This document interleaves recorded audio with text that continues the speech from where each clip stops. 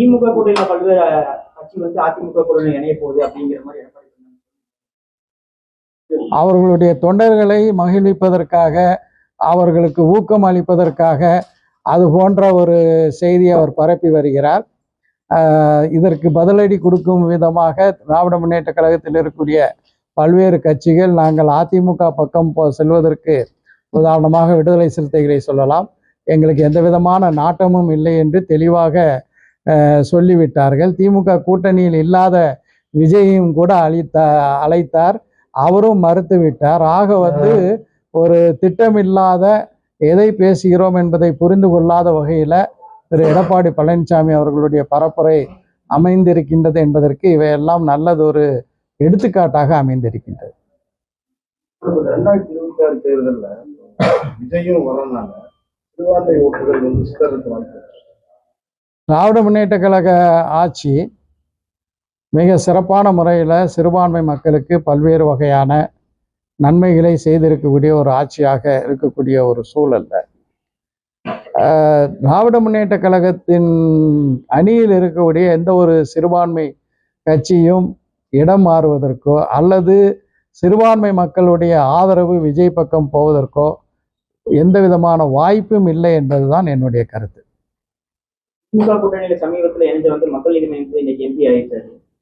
மனிதநேய மக்கள் கட்சி சார்பாக விரைவில் ஏதாவது எம்பி ஆக முதல்ல சட்டமன்ற தேர்தலை நாங்கள் சந்திப்போம். அதிமுக பாஜக கூட்டணியில தொடர்ந்து ஒன்றிய அமைச்சர் அமித்ஷா கூட்டணி ஆட்சி தான் கூட்டணி ஆட்சி தான் அமைக்கணும்ன்றாங்க. இங்க இல்ல அதிமுக தலைமை ஆட்சி தான் அமையும் அப்படின்றாங்க. எப்படி பாக்குறீங்க சார்? தொடர்ந்து சொல்லிட்டு இருக்கிறாங்க.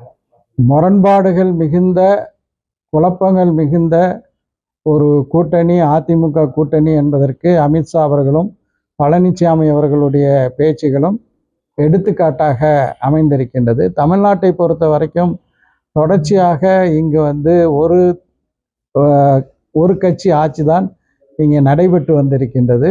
அந்த ஆட்சி முழு நேரம் இருந்ததா அல்லது பகுதியில் கலைந்ததா என்பது வேறு விஷயம். பெரும்பாலும் முழுமையாக பல ஆண்டுகளாக, பல தசாப்தங்களாக தமிழ்நாட்டில் ஒரு கட்சி ஆட்சி மிக வெற்றிகரமாக நடைபெற்று வந்திருக்கிறது.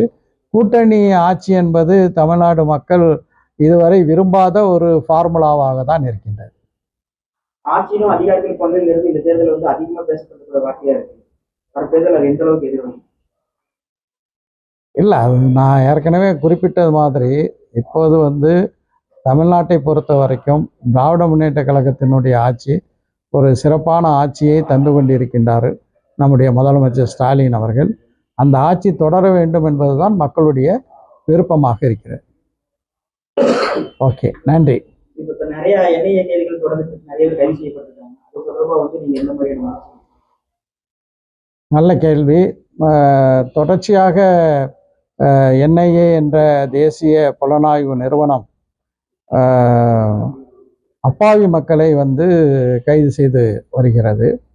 தொடர்ந்து தங்களுடைய கண்காணிப்பில் இருக்கக்கூடியவர்களையும் கூட புதிதாக கைது செய்யக்கூடிய ஒரு நிலையில் இருக்கின்றது.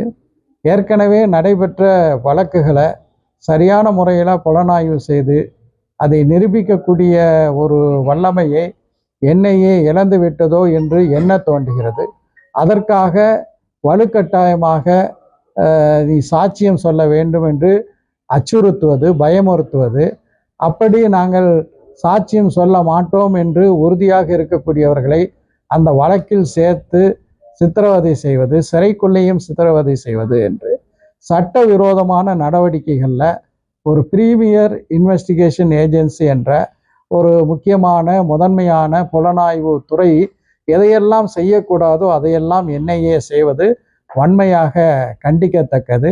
அப்பாவி மக்களை துன்புறுத்தி அவர்களை கைது செய்யக்கூடிய படலம் என்ஐஏக்கு பெருமை சேர்க்கக்கூடியது அல்ல, என்ஐஏ திறமையற்றது என்பதையே தான் இந்த கைதுகள் எடுத்து காட்டுகின்றன.